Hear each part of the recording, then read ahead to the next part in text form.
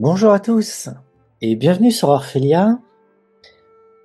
Aujourd'hui, on va poursuivre notre étude sur la hiérophanie photique avec une seconde vidéo qui s'intitule De la perle bleue à l'orbe d'émeraude.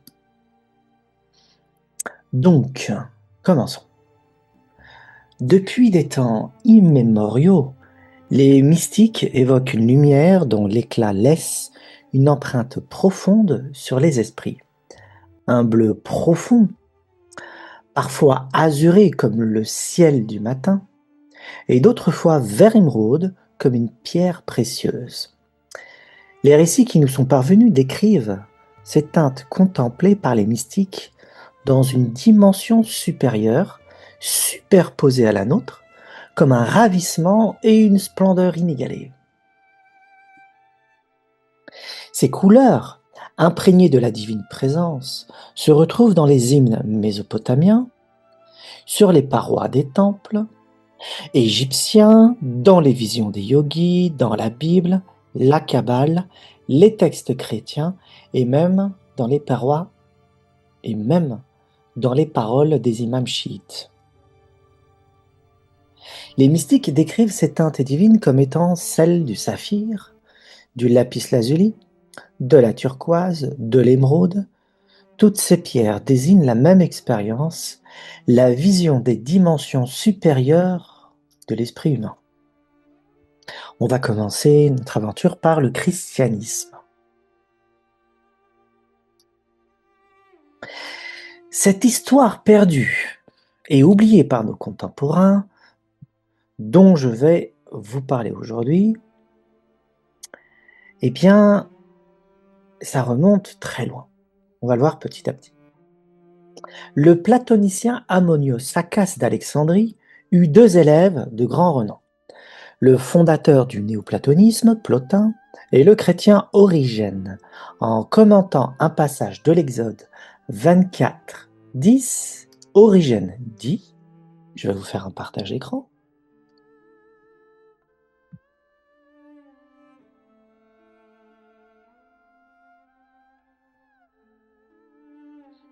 L'Écriture dit que sous les pieds de Dieu se trouvait comme une sorte de pavé de saphir. Quelle est donc cette pierre?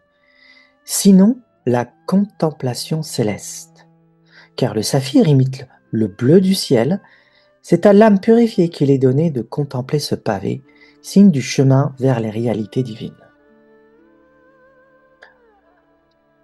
À ses yeux, la couleur du saphir révèle le mystère de la contemplation spirituelle et où l'intellect humain devenu pur peut refléter la lumière divine.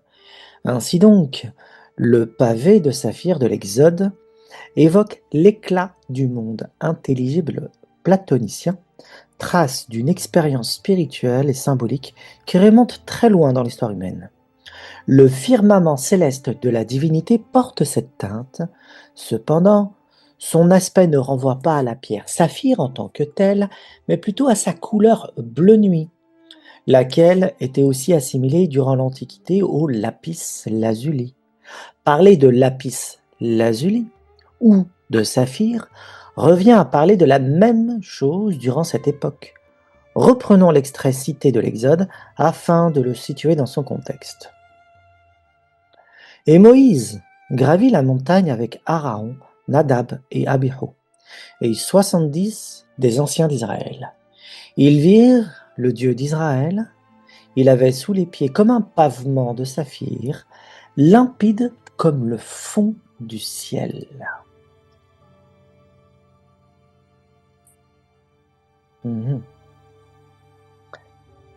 Cette teinte présente aux yeux des hommes de cette époque l'éclat du royaume céleste. La beauté divine par excellence est le visage manifeste de la divinité. Deux autres prophètes bibliques ont également contemplé le pavé de saphir du firmament divin, lequel ne peut être séparé du fond de notre âme. Ce qui brille d'un bleu nuit en notre tréfonds ne diffère guère du firmament céleste. C'est donc par un basculement de conscience, un changement d'état de conscience, que l'homme perçoit cet éclat du royaume divin.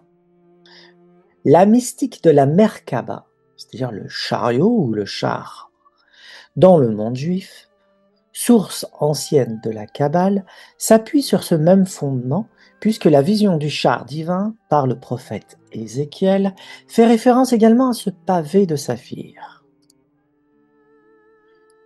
Ok, je vais vous partager la citation. La voici. Au-dessus de ce firmament, il y avait une forme de trône qui ressemblait à du saphir. Et sur ce trône, quelqu'un qui avait l'aspect d'un être humain, au-dessus, tout en haut. Ok. Donc, le saphir, Moïse, Ézéchiel, on voit qu'il y a un rapport. Bon.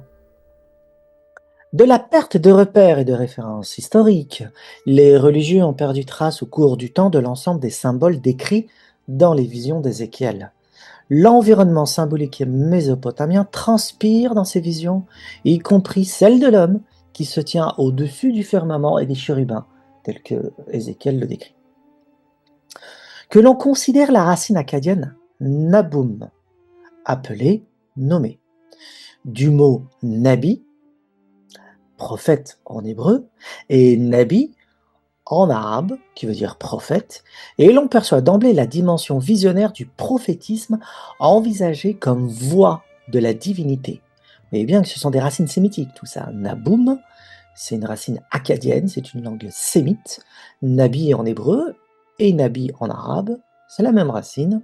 On entend le prophète, ça veut dire ça, mais ça veut dire appelé, nommé, et ça va devenir prophète. Ok. Le dieu mésopotamien, Nabu, entendez bien la résonance, elle est similaire, c'est la même étymologie, hein, il y a une sphère sémantique qui s'offre à nous là. Le dieu mésopotamien Nabu entre dans cette sphère de sens, équivalent du dieu Thoth en Égypte, puisque Nabu est la divinité du savoir et de l'écriture. Ajoutons à cette sphère visionnaire le mot chérubin. Tous ces termes sont affiliés à la vision d'Ézéchiel. Voilà. Le caribou, enfin le chérubin, et le prophète Nabi, qui est Ézéchiel, ici. On est dans une sphère sémitique mésopotamienne. Vraiment, l'influence est profonde.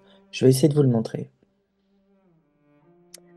Donc, le mot chérubin, il provient, que l'on connaît en France, en Occident, qui est décrit dans la vision d'Ézéchiel, les chérubins, ça provient de kérubim, le pluriel kérub. On le rapproche des termes akkadiens caribou ou kouribou, qui désignaient la figuration en Mésopotamie de divinités de second rang. Caribou signifie bénir en mésopotamien, en akkadien, et correspond à l'hébreu barak. En arabe, c'est la même chose, la baraka. Barak. Caribou, barak, chérubin, kéroub. Oui. Quant à cet être humain décrit par Ézéchiel qui se tient au-dessus du firmament, il va sans dire que derrière cette image se tient le grand dieu assyrien Ashur, image reprise d'ailleurs par les zoroastriens pour figurer leur divinité suprême, Ahura Mazda. Afin d'appuyer davantage cet héritage, je dirais même que cette influence mésopotamienne sur les textes de la Torah, il est nécessaire d'insister sur la valeur du lapis-lazuli saphir en cette région située entre le Tigre et l'Euphrate. Bien avant que toute mention de prophète biblique, bien avant toute considération d'un peuple nommé hébreu, la civilisation mésopotamienne souscrivait à cette pierre une valeur sacrale sans pareille. Elle était l'apanage des dieux, pierre du firmament, elle était considérée comme porteuse du pouvoir divin. La Bible hébraïque contient cet héritage mésopotamien, et dans la continuité du prophète Ézéchiel, Isaïe, après l'exil en Babylonie, déclame à son tour ceci. Citation, je vais vous le montrer.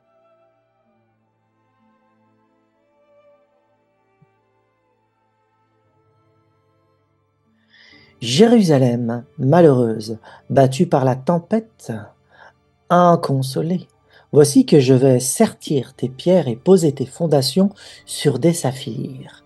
Je ferai tes créneaux avec des rubis, tes portes en cristal de roche, et toute ton enceinte avec des pierres précieuses. Fin de citation. C'est sur cette même couleur qu'Origène affirme dans son homélie de ce passage de l'Exode: si ton cœur est pur, tu verras sous les pieds de Dieu comme un ouvrage de saphir. Ce que vit Moïse, tu le verras toi aussi, car ce pavé de saphir est la vision du ciel et la contemplation des réalités divines. Continuons nos lectures, il y a plusieurs citations. Quelques siècles plus tard, l'immense théologien orthodoxe et mystique Siméon le Nouveau Théologien, 10e-11e siècle, transcrit dans un de ses ouvrages une expérience spirituelle dont nous reconnaissons maintenant la référence symbolique. Le saphir lapis lazuli est le firmament de l'être contemplé par ce mystique. Par conséquent, il convient d'entendre les mythes anciens aussi comme expérience intérieure, car ils reflètent une réalité subtile qui ne cesse de changer de forme et de nom au cours du temps, tout comme les entités qui y résident. Citation de Siméon le théologien, le nouveau théologien. Comme un ciel profond d'azur, l'infini s'ouvrit en moi, et au milieu brillait une étoile, une lumière inexprimable. Cette expérience spirituelle n'est pas affabulation, elle témoigne d'une réalité plus profonde et superposée à la nôtre, puisque d'autres témoignages viennent corroborer celui-ci, et provenant d'autres sphères culturelles. Nous allons le découvrir peu à peu. Le moine chrétien Évagre le Pontique, IVe siècle, relate dans ses écrits: lorsque l'intellect est purifié, il voit sa propre nature comme un saphir ou comme la couleur du ciel, et c'est nocturne. Souvent, il est noté ciel et on pense aux couleurs diurnes. Non, c'est le ciel étoilé, c'est nocturne. Il est bleu, bleu nuit. Evag présente dans sa doctrine spirituelle le concept de prière pure, c'est-à-dire une prière non seulement dépourvue de tout contact avec les choses matérielles, mais également détachée de toute image concrète dans le nous, c'est-à-dire l'esprit ou l'intellect. Ce type de prière profonde devient la source de connaissance de la divinité. Une fois cet état de purification profonde atteint, le nous fait l'expérience de la lumière divine pendant la prière et se perçoit également comme rayonnant.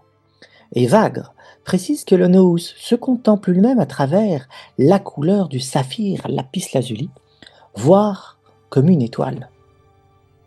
La nature de la prière pure est donc pour lui la conscience purifiée afin qu'elle puisse accueillir la lumière divine en soi, lumière de saphir, dit-il. Pour atteindre cet espace de rencontre, il nous faut gravir le mont Sinaï intérieur, note-t-il. Et en ce lieu, la divinité se manifeste avec toute splendeur, à la manière de la vision de Moïse. Le récit de Moïse est donc intériorisé, il concerne chaque croyant, chaque mystique. Dans le monde catholique, il existe pareillement toute une tradition théologique et spirituelle sur ce pavement de saphir du ciel divin.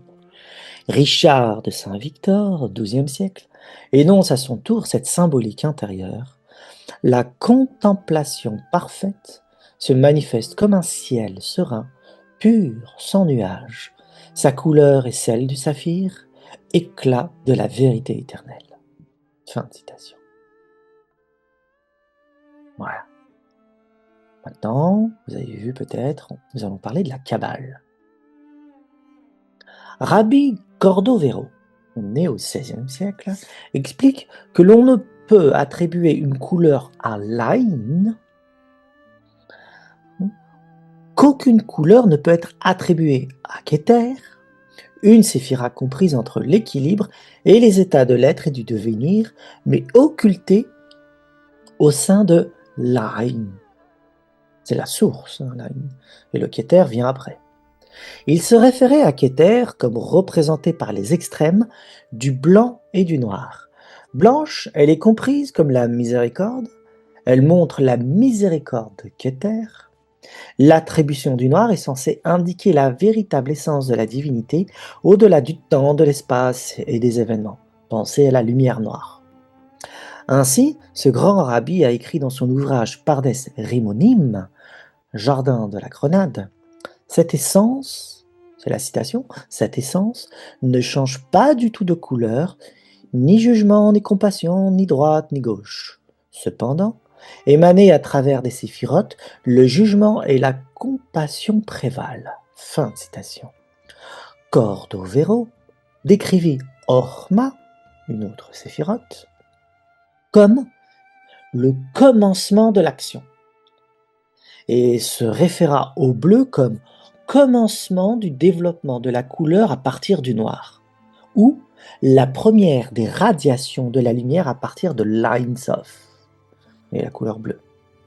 Lorsqu'il se réfère au pavé de saphir, il le relie à la séphira Bina et explique qu'il s'agit du trône divin, lequel est affilié à la transparence de l'intellect.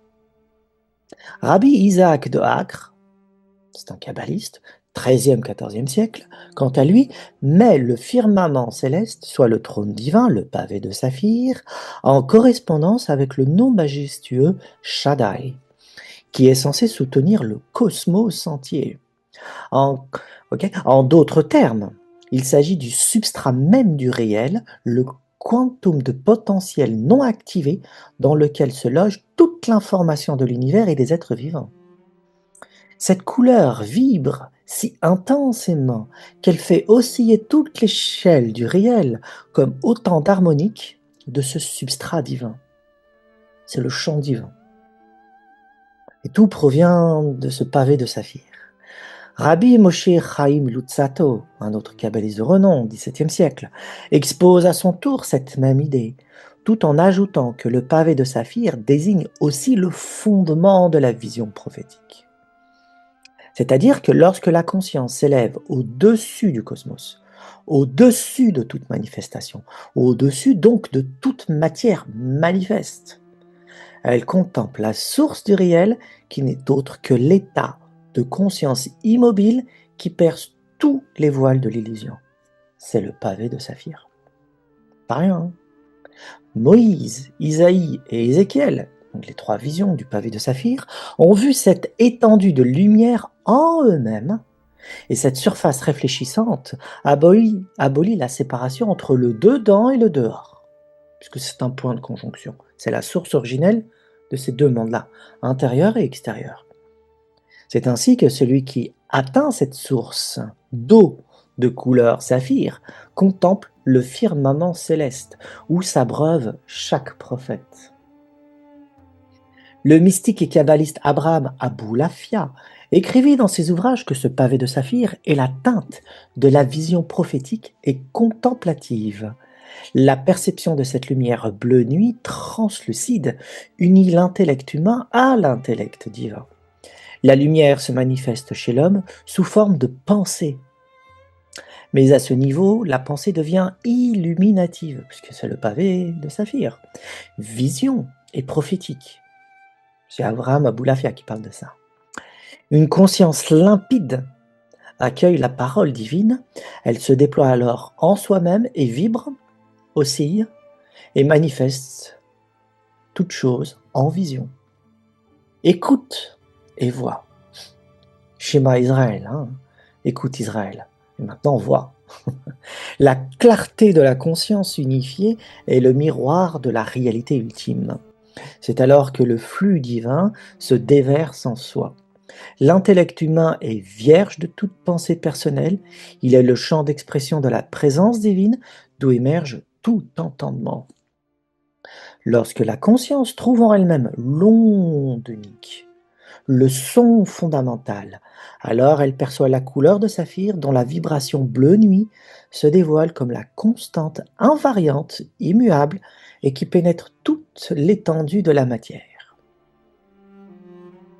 C'est le regard unique qui perçoit tout. Sans dichotomie, sans dualité. C'est l'unité divine. Ce flux, c'est le regard divin, hein, c'est l'œil divin interne qui s'éveille. C'est ça l'intellect, le nous, hein. Ce flux limpide agit comme une onde pénétrante à forte intensité énergétique, unique en nature, lumière intelligente et vivante dont la saphira Binah se révèle comme la dimension saphir qui imbibe toute matière. Tel est donc le sens qui se cache derrière le nom divin Shaddai. Ce nom est celui de notre conscience la plus profonde, la plus radiante et de l'intellect dont la surface est parfaitement réfléchissante. Entendez bien toutes les connotations des mots, parfaitement réfléchissantes. C'est bien poétique, c'est le but. Le langage poétique permet de faire entendre l'équivocité des sens. L'un des textes majeurs de la Kabbale, le Zohar, évoque la phase primordiale qui a déclenché le processus de la création. Cette phase produit un espace libre, un vide qui supportera ensuite notre univers physique. Par cet acte de création, l'infini, l'Ain Sof, c'est le fameux un vacuité, ou l'un bien de Platon, a donné naissance au fini, Sof. Ce passage de l'infini au fini se produit à travers un jeu de couleurs complémentaires. Et lisons un passage du Zohar. Prépare ça.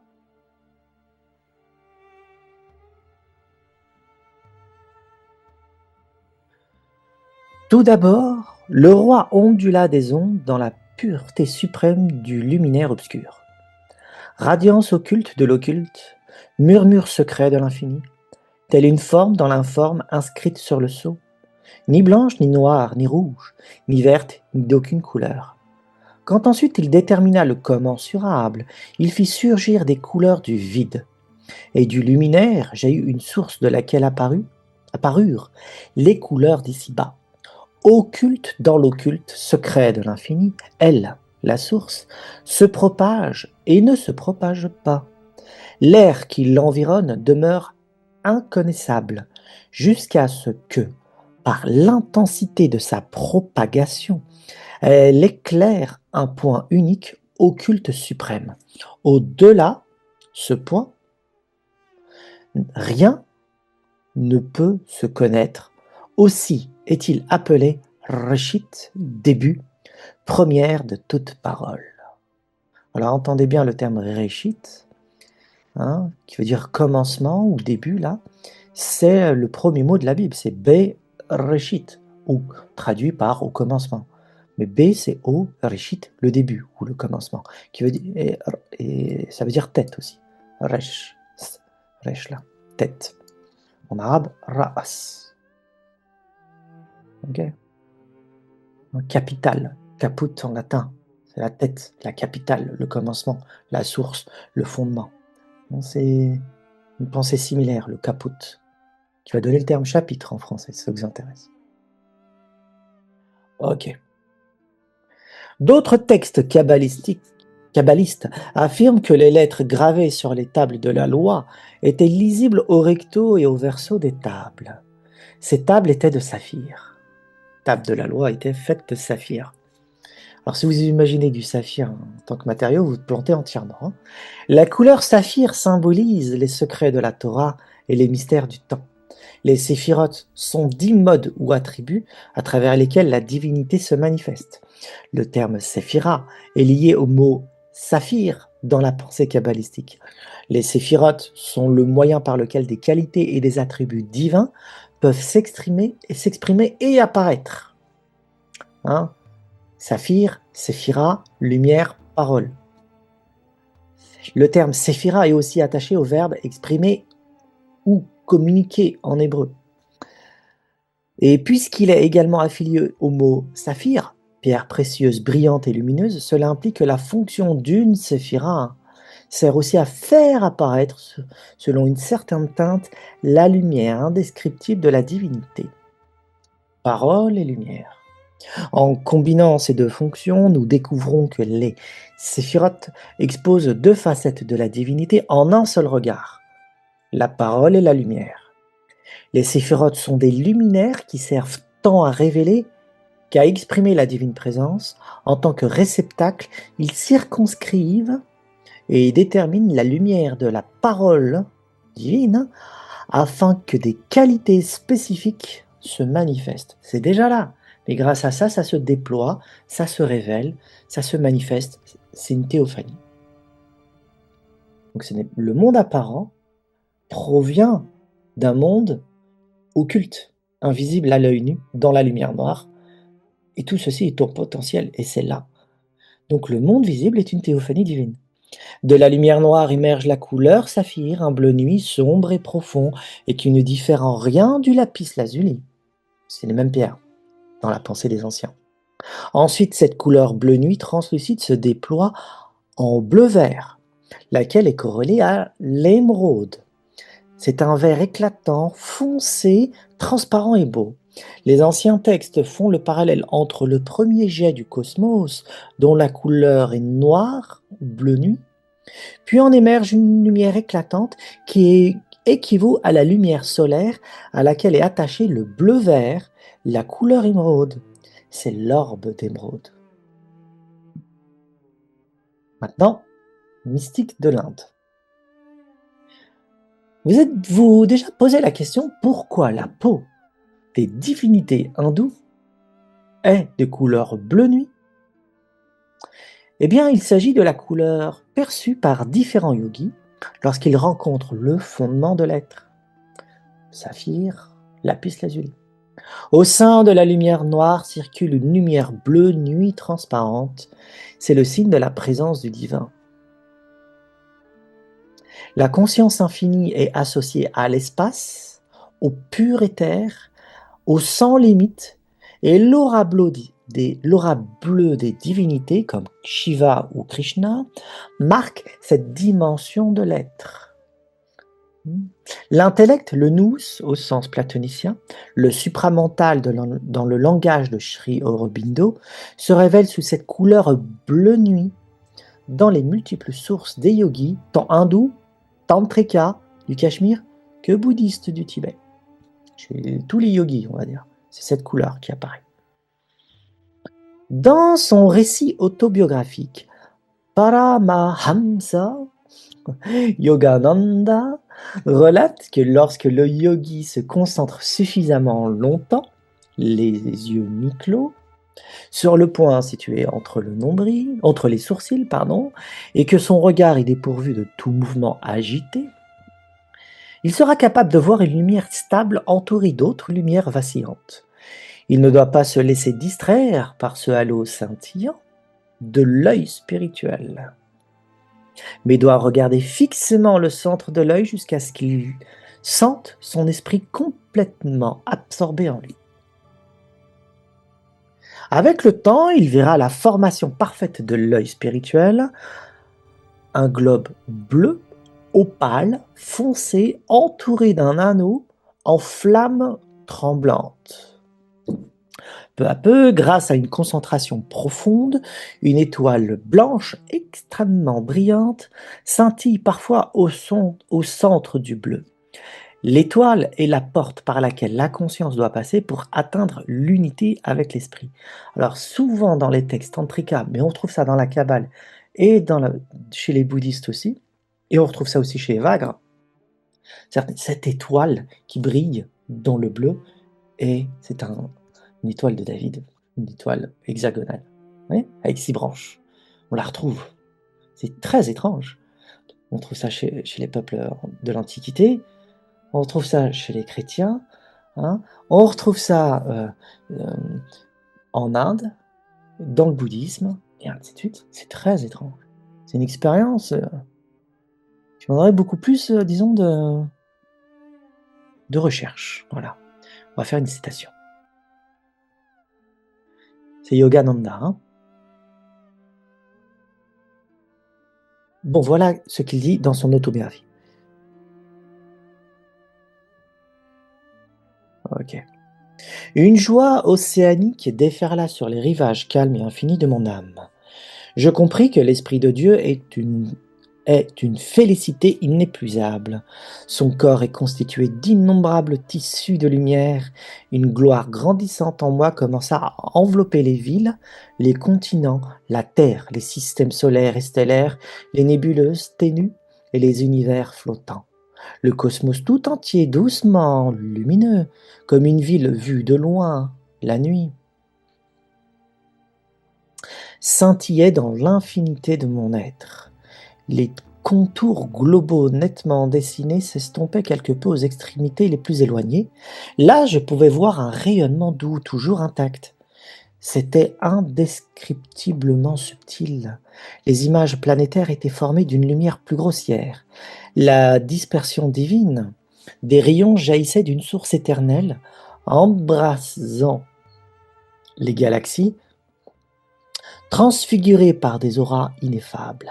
À maintes reprises, je vis les rayons créateurs se condenser en constellations, puis se dissoudre en nappes de flammes transparentes. Par un renversement rythmique, des sextillions de mondes se transformèrent en une lueur diaphane. Le feu devint firmament. Je reconnus le centre de l'empyrée comme un point de perception intuitive dans mon cœur. Une splendeur rayonnante émanait de mon noyau vers chaque partie de la structure universelle. L'Amrita bienheureuse, le nectar de l'immortalité, pulsait en moi avec une fluidité semblable à celle du mercure. J'entendis la voix créatrice de Dieu résonner comme un Aum, la vibration du moteur cosmique. Soudain, le souffle revint dans mes poumons avec une déception presque insupportable. Je réalisais que mon immensité infinie était perdue. Une fois de plus, j'étais confiné dans la cage humiliante d'un corps, peu accommodant pour l'esprit. Tel un enfant prodigue, j'avais fui ma demeure macrocosmique et m'étais emprisonné dans un microcosme étroit. Fin de citation. Quelle aventure! Continuons. Dans la littérature des Upanishads et yogiques, il est fréquemment fait mention de cette couleur bleu nuit associée au divin. Elle est parfois décrite comme une perle, c'est la perle bleue de l'esprit. Le récit autobiographique de Swami Muktananda sur ses expériences visionnaires de méditation sur la perle bleue est à cet égard très parlant. La perle bleue, ou bindu, est un paradoxe sublime. Elle n'est pas plus grande qu'une graine de sésame, mais elle, citation, contient des millions et des millions d'univers. Fin de citation. C'est Muktananda qui dit ça. Et sa lumière est plus brillante que des millions de soleils. La perle bleue est la demeure de la divinité et nos cœurs sont la demeure de la perle bleue. Le but du yoga est de fusionner, de s'unir de manière inséparable avec la lumière sans forme de l'esprit, l'être suprême non manifesté, l'être bleu, extrêmement secrète de la perle bleue. Maintenant, vous comprenez pourquoi les divinités hindoues sont bleues. Swami Muktananda a écrit, citation, « Ce n'est pas quelque chose qui puisse être exprimé par la parole ou l'écriture, même à la fin des temps. » Fin de citation. Ces visions de la perle bleue marquent la fin du processus dans son ouvrage. On arrive vers la fin. Lorsqu'il fusionne avec la lumière de la conscience, la lumière du soi, Atman, la lumière de la perle bleue. Atman, perle bleue, c'est la demeure. Ce qui est cité dans les Upanishads, ça. On va voir la perle bleue. L'accomplissement du yoga réside dans l'établissement d'un contact avec la perle bleue, qui est votre réalité la plus profonde, Atman. Après être resté stable pendant un certain temps, la perle bleue explose. Sa lumière se répand alors dans tout l'univers et vous pouvez la voir partout. Dans cette lumière, vous voyez votre propre gourou. Vous réalisez que ça, celle du gourou, véritable demeure, a toujours existé en vous. Avec la perle bleue, ma méditation s'intensifia immédiatement. Mon regard se tourna vers le haut. Le bindu bleu de mes yeux dégagea une telle puissance qu'il parvint à attirer l'être bleu caché à l'intérieur du Brahmarandra, au centre du Sahasrara, le chakra couronne supérieur, et l'offrit à ma vue. Je contemplais la minuscule perle bleue quand je la vis grossir et diffuser son rayonnement dans toutes les directions, illuminant le ciel et la terre. Ce n'était plus une perle, mais une lumière éclatante, flamboyante, infinie. Cette lumière que les auteurs des Écritures et ceux qui ont réalisé la vérité nomment la divine lumière de Chitte, conscience. Cette lumière imprégnait tout sous la forme de l'univers. Je vis la terre se former et se développer à partir de cette lumière de la conscience, comme une fumée émanant d'un feu. Je voyais réellement le monde dans la lumière consciente et la lumière du monde, tout comme on voit les fils dans une étoffe et l'étoffe dans les fils, exactement de la même manière qu'une graine devient un arbre, produisant branches, feuilles, fleurs et fruits. Chitti, en son être même, devient animaux, oiseaux, microbes, insectes, dieux et démons, hommes et femmes. Je pouvais voir cette lumière resplendissante et absolument merveilleuse, produisant une ineffable extase en moi, hors de moi, au-dessus de moi et en dessous de moi. Mes yeux étaient grands ouverts, et pourtant je méditais. Fin de citation. Quelle aventure. Bon, petite explication, peut-être certaines choses n'ont pas été très claires dès qu'on a parlé de Brahmarandra, par exemple, ou le centre de Sahasrara. Donc il y a 7 chakras, 6 à l'intérieur du corps, le bindu étant le dernier. Le bindu, c'est l'œil, c'est ça, c'est l'œil entre les deux là. Et l'œil de conscience, c'est l'œil de l'esprit, l'unité. Ici, on a un autre au niveau de la gorge. La couleur, c'est de l'éther. L'éther est bleu, l'œil est bleu. Vous comprenez, c'est une forme de bleu plus intense, plus profonde, plus prégnante. Et au-dessus du corps, c'est la fontanelle, c'est là. Il y a ce qu'on appelle le chakra couronne, on pourrait même l'appeler le Keter, si on était dans une vision kabbalistique. Ben, c'est le Sahasrara. C'est le terme sanskrit pour parler de ce chakra couronne, qui veut dire le lotus aux 1000 pétales. Donc le lotus aux 1000 pétales, 7e, 6e, 5e. D'accord? 5, 6, 7. Et ce dont il est en train de parler, c'est l'expérience de la montée intérieure de cette lumière qui se déploie. C'est vraiment une montée de la Kundalini. D'accord? Et le Brahmarandra, qu'est-ce que c'est? C'est le passage de l'intériorité du corps vers l'extériorité, une espèce de tuyau qui est creux, qui s'intitule le Brahmarandra. Hein, et Brahma, qui est la divinité, qui est au-dessus de tout ça, qui couronne, qui est assis sur le lotus aux 1000 pétales à la manière de Bouddha, la même chose. Hein. Brahma est assis sur un lotus à 1000 pétales, sur le lotus, le 7e, il est là. Souvent, on met les pieds dans la symbolique du 7e chakra au-dessus de la tête, à cause de ça. Dans les illustrations, on voit 2 pieds, c'est les pieds de Brahma, c'est les pieds du Dieu créateur, sont là, et il y a un tuyau qui va jusqu'au bindu, et à partir de bindu, créer l'univers. C'est l'étincelle de la création, ça. C'est le point de retour, mais c'est en même temps l'espace d'expansion. Donc c'est le retour et la création. C'est la dissolution et la création. Tout se situe là. Et le Brahmarandra, on rentre ici pour exploser et pénétrer dans le royaume de la divinité. Voyez, et c'est le bleu. Vous voyez, l'expérience, c'est la perle bleue. Voilà. Continuons notre lecture, maintenant que vous avez ces éléments-là. Les Upanishads nomment cette perle bleue Atman, le soi, c'est Brahma. Ok. Infini, quoi, l'espace infini. C'est notre essence, notre ousia au sens platonicien. Sa couleur varie en fonction de son intensité. Lorsqu'elle atteint un certain seuil, elle brille comme un soleil. Le ciel de l'esprit devient bleu-vert, en sachant que durant l'Antiquité, le bleu clair du ciel n'était pas différencié du vert des végétaux. C'est la raison pour laquelle certains textes anciens ou orientaux parlent parfois du bleu clair du ciel, diurne, le jour, lequel est affilié à la turquoise. et d'autres fois au vert, donc à l'émeraude, parfois reliés. Turquoise et émeraude n'étaient pas différenciés. C'est-à-dire, nous, on voit du vert, et de l'autre côté, on voit du bleu, un peu vert, de temps en temps, mais c'était les mêmes couleurs pour eux. Il n'y avait pas de différence entre le vert, dans le point de vue chromatique, et le bleu du ciel. On voit ça chez les Grecs aussi, chez les Mésopotamiens, les anciens Égyptiens, et les peuples de l'Antiquité ne faisaient pas cette distinction comme chez nous. Ça a une importance, parce que l'orbe d'émeraude, c'est aussi maintenant l'orbe de turquoise. Ok. Bon. Le bleu-vert, ou l'orbe d'émeraude, est la dimension de la conscience où se manifeste la vitalité, l'énergie, la vie. Donc, lieu de toute création.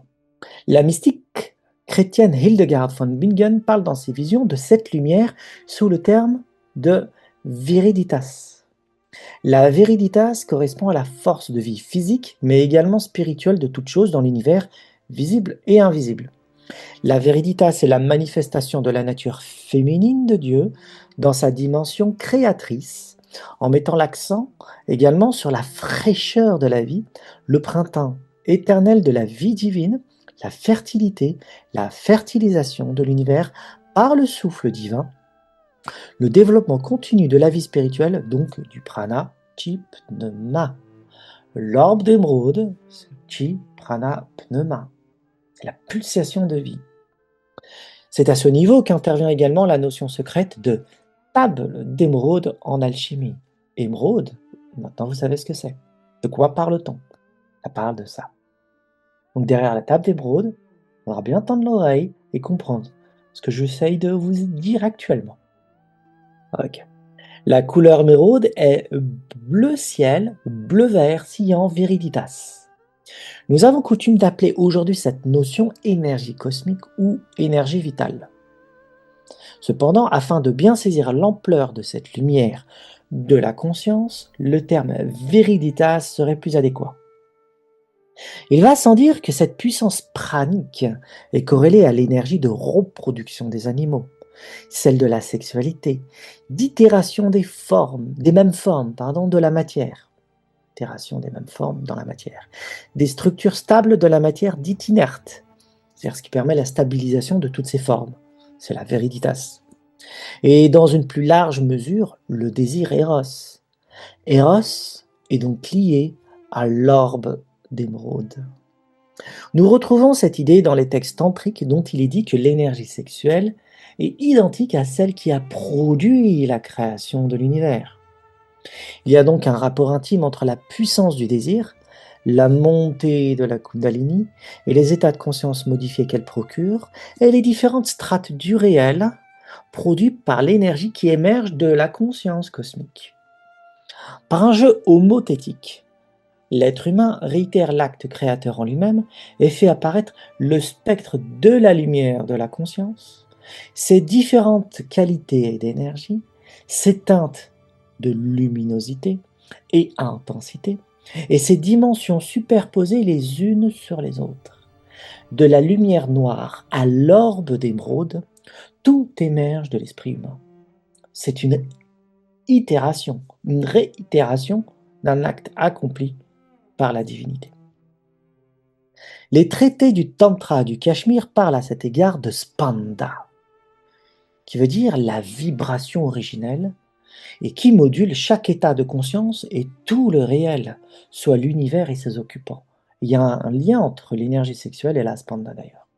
Ce qui sépare les différentes dimensions entre elles est une question d'oscillation de l'énergie de la conscience. Et entre chaque dimension se situe une zone d'interférence, d'instabilité, puis vient après la stabilisation de la fréquence, et donc une réalité vivable. L'univers est cymatique, énergétique, oscillatoire et sonore, tout comme la conscience. Alors la zone d'interférence, quand vous pouvez la voir lorsque vous écoutez la radio, quand vous passez entre deux zones de fréquence, vous entendez des grésillements dans un chut comme ça, pour retrouver l'onde stable. C'est ça l'interférence. On passe d'une zone stable à une zone instable, à une zone stable, Instable, stable, parce que la zone d'interférence, les ondes ne sont pas stabilisées. Donc c'est cymatique, c'est ça. C'est de l'énergie oscillatoire et sonore. Et ensuite, il y a une stabilisation naturelle qui se met en place par ces ondes. Voilà, les superpositions de dimensions. Il y a une zone d'interférence entre chaque zone de dimension, une séparation. L'orbe d'émeraude change de nom et de forme selon les cultures et les époques. Durant la préhistoire, c'est le jade qui remplissait le rôle d'émeraude. Cette pierre possède les mêmes qualités et définitions que l'émeraude, ou les pierres affiliées au bleu-vert. On ne peut pas que ce n'est pas la pierre qui compte, c'est la teinte, la couleur, voire la texture de temps en temps. Ça qui comptait. Cette pierre possède les mêmes qualités et définitions que l'émeraude ou les pierres affiliées au bleu-vert, étant donné que le jade est la pierre précieuse de l'Asie. Et des civilisations mésoaméricaines, et des peuples préhistoriques d'ailleurs, comme les Aztèques et les Mayas, il convient d'entendre l'orbe d'émeraude selon leur vision du monde. Quetzalcoatl Kukulkan, ce fameux dieu mésoaméricain, est le seigneur de l'orbe de jade. Les Chinois pourraient en dire autant, l'orbe de jade. Et le flux vital qu'il distribue à travers l'univers et les êtres vivants dynamise la matière selon un système en boucle. De haut en bas, de bas en haut, okay, du monde invisible au monde visible, du monde visible au monde invisible, et cet échange d'énergie diffuse le flux vital et constitue l'âme de chaque phénomène. Les Mayas lui donnent pour nom Chulel. Elle est verte au sens de viriditas, et sa présence tangible se retrouve dans la vitalité de la nature, des feuilles des arbres au vent, des poissons aux minéraux, et le jade est son symbole. Que ce soit le jade ou l'émeraude, il est question de chi, prana, pneuma. Pour les anciens Égyptiens, c'est la turquoise qui remplit ce rôle. Ainsi donc, toute pierre qui se rapproche de la teinte bleu-vert peut être considérée comme étant la pierre du flux vital. Revenons à la couleur bleu nuit. Dans les traités des Tantrikas du Cachemire, les mystiques nous relatent le processus d'apparition des pensées et de leur dissolution. Et ce processus est intimement relié à la couleur bleu nuit. Dans cette tradition, la nature de l'esprit est infinie et il nage dans un champ de potentiel illimité. L'esprit est vide, mais son antre est plein d'énergie non activée et de puissance. Il baigne dans une joie profonde, Ananda. Lorsque l'esprit, Ananda, c'est la béatification, c'est l'esprit béat, rempli de bonheur indescriptible. Lorsque l'esprit commence à désirer, l'objet du désir se manifeste devant lui en puisant dans son propre potentiel illimité afin de lui constituer une image, une forme et une certaine texture visuelle. L'énergie non activée se concentre alors en ce point focal et l'objet apparaît à son regard. L'esprit prend conscience de cet objet qui flotte encore dans sa propre pensée, puis à mesure de sa focalisation, l'objet se densifie, se cristallise. Il devient apparent au sens, il est visible. Le processus décrit se nomme Abhasa chez les Tantrikas du Cachemire. C'est le bleu. Oui, le processus est bleu nuit, cette densification. Expliquons à nouveau ce processus selon un autre angle. Le processus commence lorsque l'esprit manifeste un objet de conscience. Ceci est décrit comme une descente dans les textes des Tantrikas du Cachemire. Une descente de l'esprit à partir d'un état de potentiel absolu pleinement développé. Une densification de l'énergie de l'esprit par laquelle elle commence à vibrer sur une longueur d'onde plus limitée de l'objet. En d'autres termes, l'esprit se cristallise et se contracte en conformité avec l'objet à percevoir et crée ainsi une apparition de celui-ci dans la conscience. L'objet perçu est de couleur bleue. Il flotte dans le champ vide de l'esprit pour devenir objet de conscience. L'objet est bien une vibration de l'esprit. Il oscille et dégage une qualité d'énergie. C'est ainsi que de l'infini potentiel de l'esprit, ce que les bouddhistes nomment vacuité, jaillit l'objet du désir et se teinte de la couleur bleu nuit. Le processus est expliqué dans ces textes-là. Mésopotamie. Alors là, je vais faire un partage écran parce que j'ai plein de citations à vous faire. Alors, concernant la suite. Ok. Dans le mythe, le voyage d'Enki vers Nibiru, il est relaté. En ces temps lointains, lorsque les destins étaient déterminés, en une armée où Anne avait apporté l'abondance et où les hommes avaient jailli de la terre comme des plantes vertes, le seigneur de l'Apsu, seigneur le monde souterrain, c'est Enki, le roi Enki, Enki, le seigneur qui détermine les destins, construisit son temple entièrement en argent et en lapis lazuli. L'argent et le lapis lazuli étaient la lumière éclatante du jour. Il apporta la joie dans le sanctuaire de l'Apsu. Dans un hymne intitulé Hymne à Nisaba, le lapis lazuli révèle à nouveau sa nature stellaire et sacrée. Il, Enki, s'approcha de la jeune fille Nisaba en prière. Il a préparé des offrandes alimentaires pures. Il a ouvert la maison d'apprentissage de Nisaba et a placé la tablette de lapis lazuli sur ses genoux afin qu'elle puisse consulter la tablette sacrée des étoiles célestes. À Arata, il a mis Ezagin à sa disposition.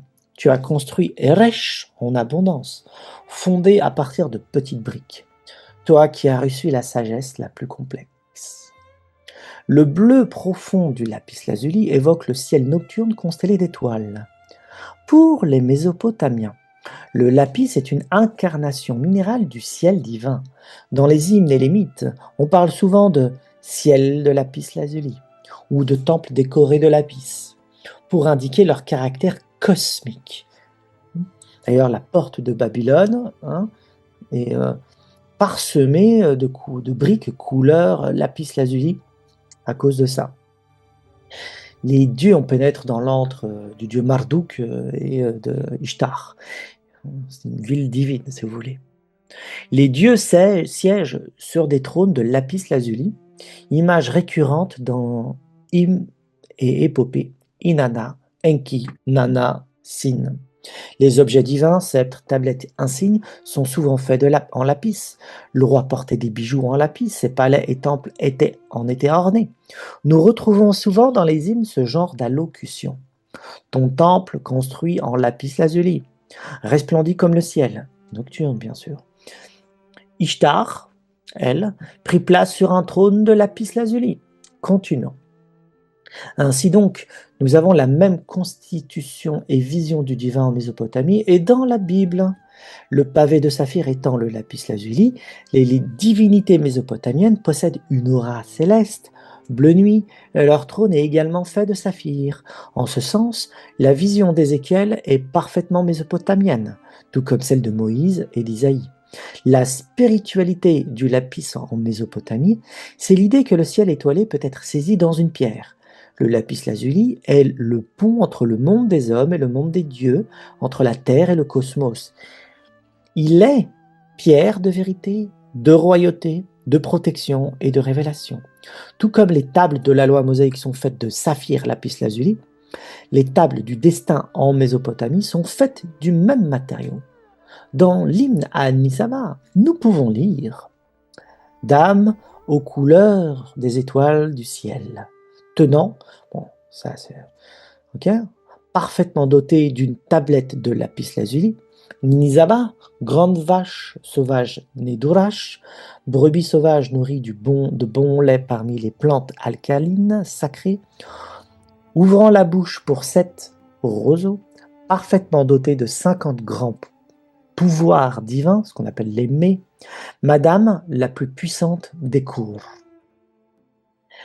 Nisaba, déesse de l'écriture, est imagée tenant une tablette de lapis de saphir, dirait Ézéchiel, symbole que l'écriture cuniforme est sacrée et elle est de nature céleste, comme le ciel bleu étoilé incarné dans la pierre. Ces déesses possèdent plusieurs domaines de compétences, écriture et savoir, patronne des scribes, gardienne des tablettes, sagesse divine associée à la connaissance, à la comptabilité des offrandes et des récoltes, végétation et moisson. Elle était d'abord déesse des céréales avant d'être liée à l'écriture. Puisque nous n'avons pas de texte concernant les expériences intérieures des prêtres mésopotamiens, nous ne pouvons pas nous prononcer sur la vision ontologique de cette terre géographique. Les anciens Égyptiens avaient une conception similaire que celle des Mésopotamiens. Allons-y maintenant pour l'Égypte. C'est l'avant-dernière civilisation. Bon. La pierre azurée bleu-vert est la turquoise. La turquoise est la pierre de la joie, de la fertilité, de la musique et de l'amour, autant que de la royauté. Elle évoque la régénération après la mort, les eaux primordiales d'où émergent toutes choses, du Nun. Et donc la renaissance spirituelle et initiatique. Ciel et renaissance, son bleu-vert évoque le ciel lumineux et les eaux fertiles. Protection, utilisée dans les amulettes et bijoux funéraires, elle protégeait le défunt et lui assurait une renaissance. Royauté, souvent incrustée dans les couronnes et bijoux, royaux, exemple pectoraux du Moyen Empire et du Nouvel Empire. Moyen Empire et du Nouvel Empire. Vie et abondance, sa couleur rappelait la verdure et la fraîcheur, c'est la vitalité verte qu'on appelle Waj.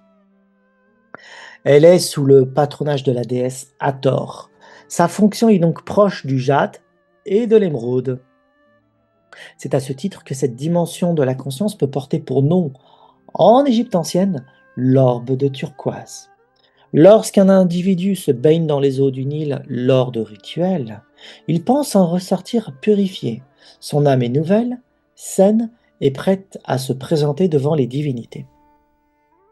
Les eaux du Nil évoquent à leurs yeux les eaux primordiales,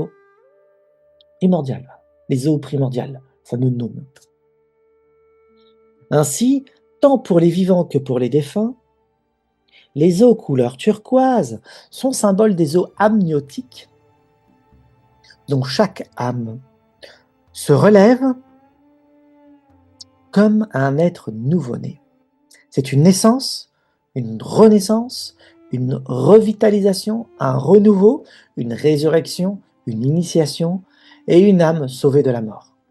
De cette eau turquoise, l'âme s'élève ensuite vers le royaume du soleil, Ré. C'est la raison pour laquelle Hathor est la dame à la turquoise, puisqu'elle accueille en son sein toute âme des vivants et des morts pour leur offrir la vie éternelle, après s'être baignée dans ces eaux couleur turquoise. Dans le livre des Portes, un texte funéraire, il est dit, c'est important que je vous montre la citation pour que tout soit bien fait. Livre des Portes. Ok, dans ce texte funéraire, il est dit au sujet du pharaon défunt, « Reçois la turquoise de la déesse, afin que tu renaisses chaque matin avec le soleil. » Fin de citation. Bon, maintenant, dernière partie, j'ai choisi le chiisme, qui est assez connu à mon sens, donc voilà. Dans la cosmologie chiite, c'est-à-dire l'islam duodécimain ou ismaélien, mais là on va rester avec les duodécimains, le monde sensible est entouré d'une montagne mythique appelée le Qaf. Il nous faut imaginer cette montagne comme étant l'échelle structurale de la conscience. Cette montagne est faite d'émeraude, et sa lumière bleu-verte se reflète dans le ciel diurne, et c'est ce qui donne au ciel sa teinte bleu azurée. L'imam Ja'far as-Sadiq, 8e siècle, 6e imam du chiisme duodécimain, déclare « Dieu a créé la montagne Qaf d'émeraude verte. Le ciel a pris sa couleur bleue de son reflet. » Vous voyez, il n'y a pas de distinction entre à cette époque-là, ce qu'on appelle le vert et le bleu comme aujourd'hui. Hein. Donc la turquoise était verte, vue comme le jade. Vous voyez, c'est ça la chose. Et on voit encore des traces au premier temps de l'islam. Donc le vert, comme, pensent les musulmans d'aujourd'hui, ils veulent, le vert c'est la couleur du prophète, le vert c'est la couleur de l'islam, bah, c'est du bleu nous en même temps. Oui, c'est le bleu ciel. Enfin, c'est ça, hein, c'est la couleur turquoise aussi, c'est la couleur émeraude, la couleur du jade, c'est la couleur, c'est ça de ce que nous entendons là, OK? De l'orbe d'émeraude. Donc c'est pas le vert sombre, c'est un vert éclatant, un vert, heu, un vert lumineux. C'est pas le vert sombre, il est éclatant et lumineux ce vert, il est translucide même. Cette montagne entoure la matière sensible et lui donne vie. Qaf est décrite comme le domaine céleste où résident les anges et les esprits de lumière. Elle est la montagne du monde invisible où s'ouvre l'accès au monde supérieur.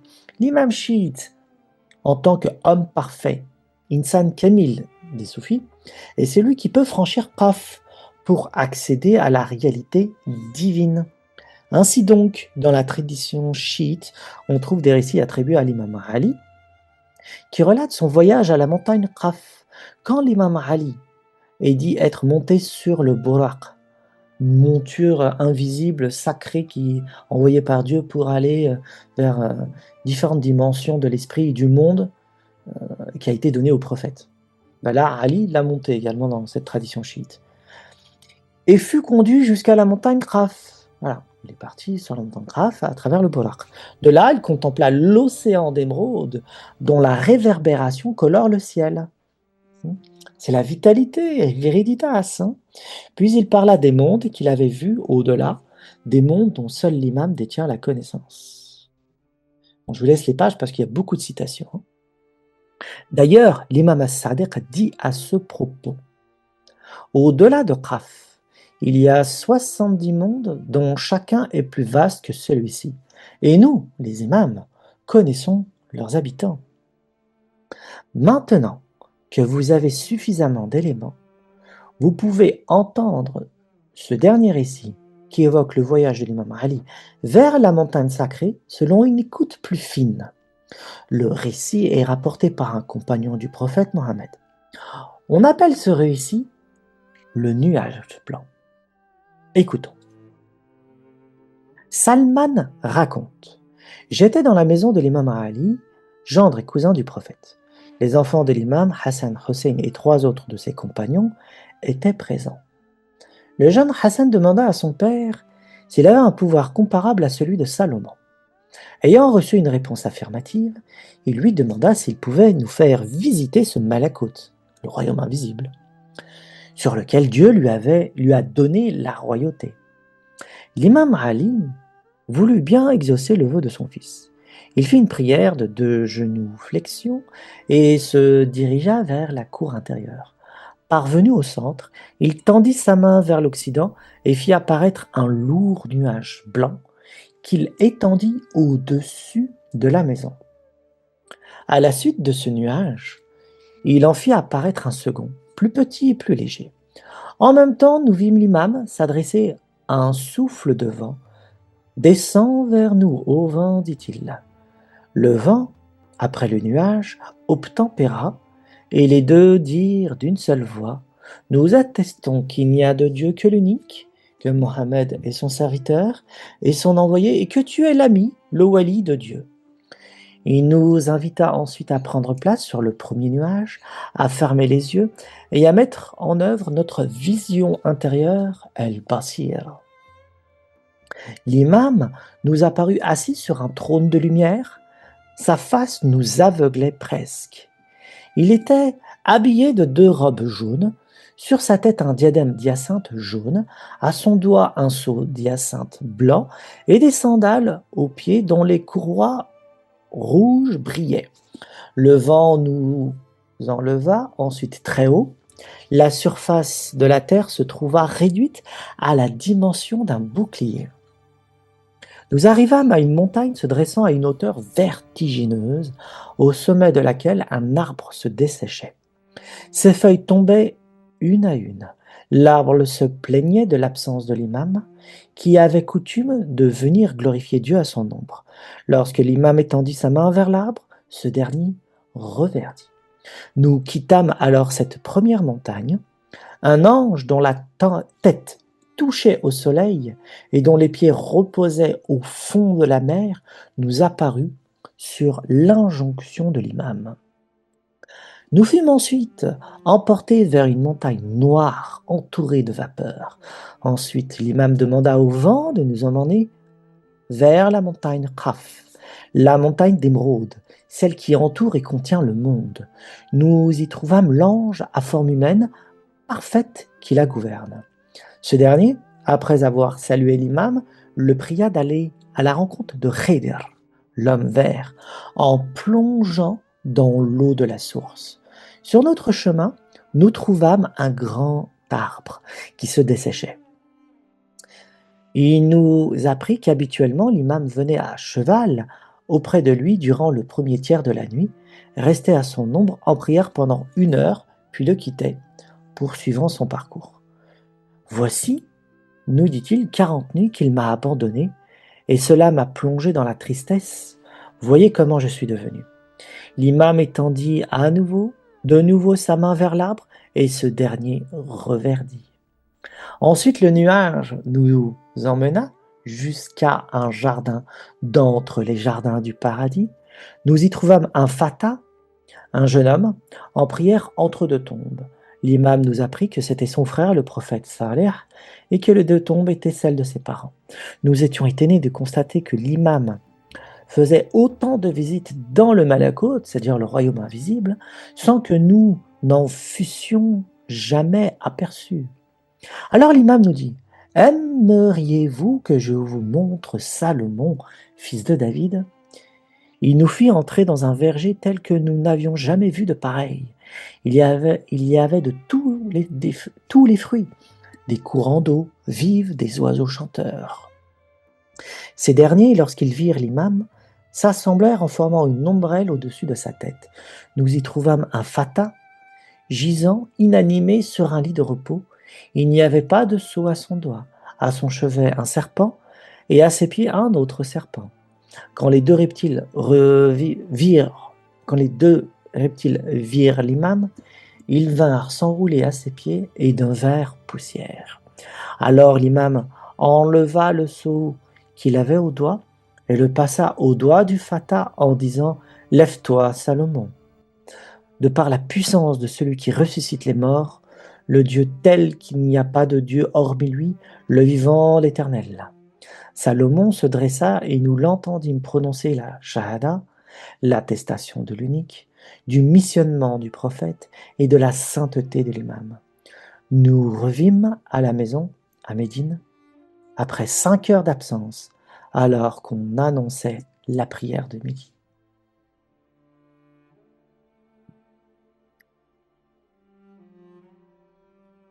Voilà. J'espère que vous avez bien entendu la vériditas dans le récit du nuage blanc, le pouvoir de l'orbe d'émeraude qui était présent, d'accord? Et j'espère que tout ceci permet de vous donner des clés et des compréhensions sur des vieux textes ou des nouveaux, et la compréhension de la mystique. Le langage du mythe exprime une réalité, pas affabulation. Et donc, je vous invite à ce voyage intérieur pour rencontrer l'orbe d'émeraude et bien sûr, comme on l'a signalé, la perle bleue. J'espère que vous allez la voir. En tout cas, merci à vous d'avoir écouté cette vidéo. Prenez soin de vous, partagez, likez si vous avez aimé, hein, laissez des coms, hein, et puis bienvenue sur le Discord. Si vous voulez en parler, welcome et à bientôt. Au revoir.